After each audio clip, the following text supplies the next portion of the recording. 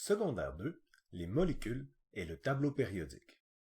Dans le dernier vidéo, nous avons fini avec les atomes, mais nous n'avons pas expliqué les molécules. Eh bien, les molécules sont des ensembles chimiques formés d'au moins deux atomes. Dès qu'il y a plus qu'un atome, nous parlons de molécules. Pour écrire les molécules, les chimistes vont utiliser les lettres qui représentent chacun des atomes. Par exemple, dans le cas de l'eau, nous allons écrire H2O pour représenter la molécule d'eau.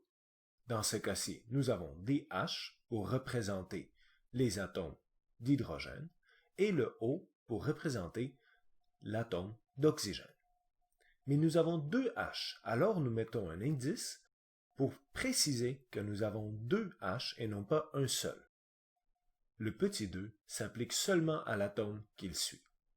Si nous prenons de l'oxyde de fer, en d'autres termes de la rouille, nous écrirons Fe2O3.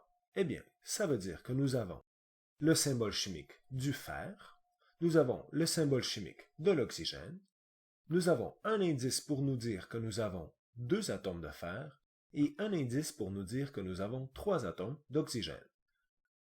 Et si nous dessinons la molécule, nous aurions quelque chose comme ça. Et nous avons ici un petit chat qui vient me rendre visite. La première lettre des éléments chimiques est toujours une majuscule. Tous les atomes commencent toujours par une majuscule. Et si le symbole de l'atome a deux lettres, la deuxième lettre sera toujours une minuscule. Parfois, le symbole de l'atome a trois lettres, et dans ce cas, la deuxième et la troisième lettre seront minuscules. Par exemple, Ne pour le néon, Fe pour le fer, V pour le vanadium, Li pour le lithium. Ce n'est pas la même chose que de les écrire en minuscules ou d'inverser les majuscules. En chimie, la première lettre doit être majuscule et la deuxième minuscule. Si nous essayons de compter, nous avons par exemple de l'eau. Je vous donne la formule chimique. Combien d'atomes avons-nous ici? Eh bien, nous l'avons vu tout à l'heure, le petit 2 multiplie le H, donc nous avons deux hydrogènes et un oxygène. En tout, nous en avons 3. Dans le cas du gaz carbonique, c'est la même chose. Nous en avons 3 puisque nous avons deux oxygènes et un carbone.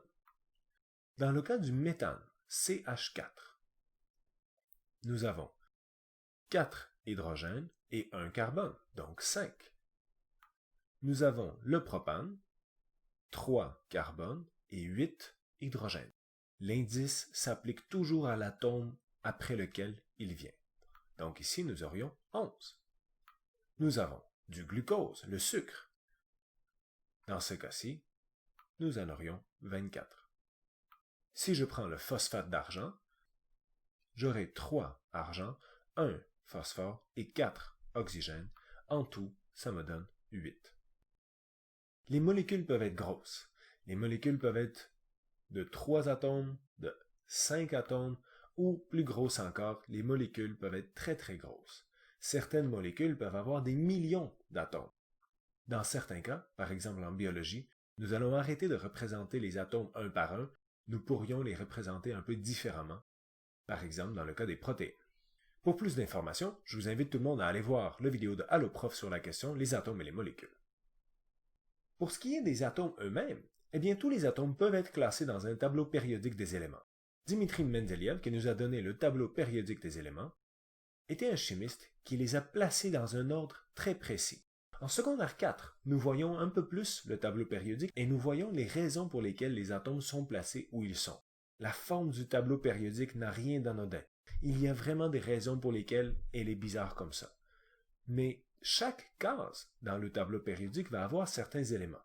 Chaque petit carré va avoir le chiffre, le symbole, le nom et la masse.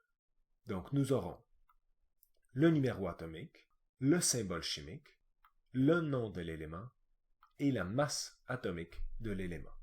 Le numéro atomique nous donne le nombre de protons, le symbole chimique nous permet d'écrire les formules chimiques, le nom de l'élément nous permet de le nommer, et la masse atomique nous dit à quel point il sera lourd par rapport aux autres.